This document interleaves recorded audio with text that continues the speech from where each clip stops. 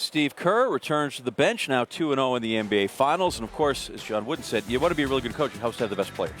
And in this case, having Kevin Durant certainly benefited him as he helped carry the Dubs through the fourth quarter. But Thompson, Curry also contributing, part of that big four, really. Draymond Green. Numbers were okay, but didn't play fantastic. As we dig in a little bit to the 11-0 run, PJ and Michael, and it is amazing to me to some degree that you have a team that has won games just blowing people out. They're just mauling people. Now they get in a tight game and they're down, and they executed so well to pull this game out with the Warriors. Well, they did, and again, when Bucci went through the list, it goes Steph Curry, Kevin Durant, Kevin Durant, Kevin Durant, Steph Curry. That's who took their shots down the stretch. Cleveland goes JR, Kevin Love, Kyrie, LeBron, Kyle Korver, Kyrie Irving. They mixed it up. They put the other guys in there. The guys who carried Golden State were the guys who took the shots down the stretch. And when Kevin made this huge three, this is the biggest possession of the game coming for Cleveland, and they really didn't get a great look. You know, they wasted about 20 seconds, and Kyrie ended up with a shot from outside. You don't remember a bad Golden State look down the stretch. PJ did a lot of bad Cleveland looks. I mean, just alone looking at the final stat sheet with 44 threes for Cleveland.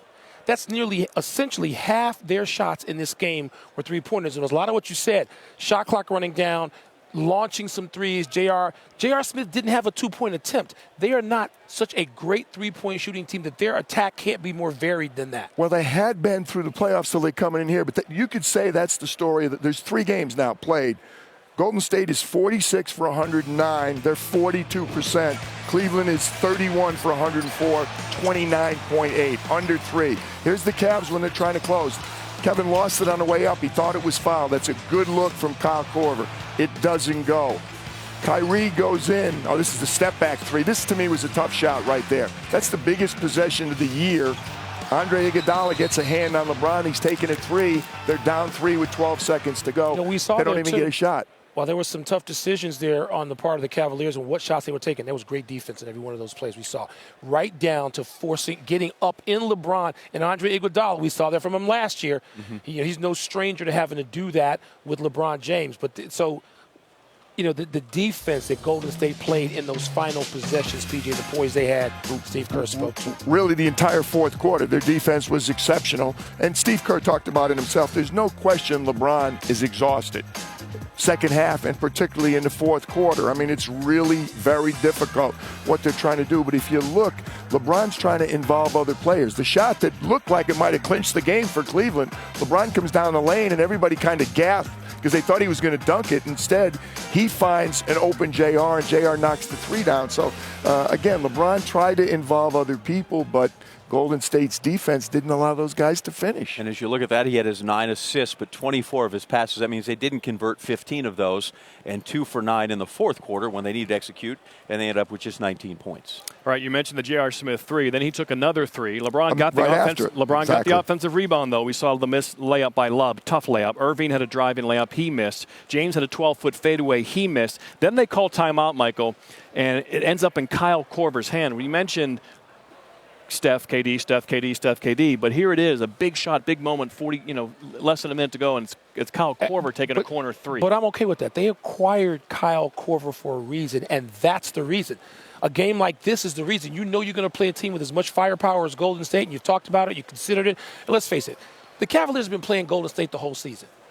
Yep. Right? I mean, they're looking at what they're doing, not in terms of personnel, in terms of game by game.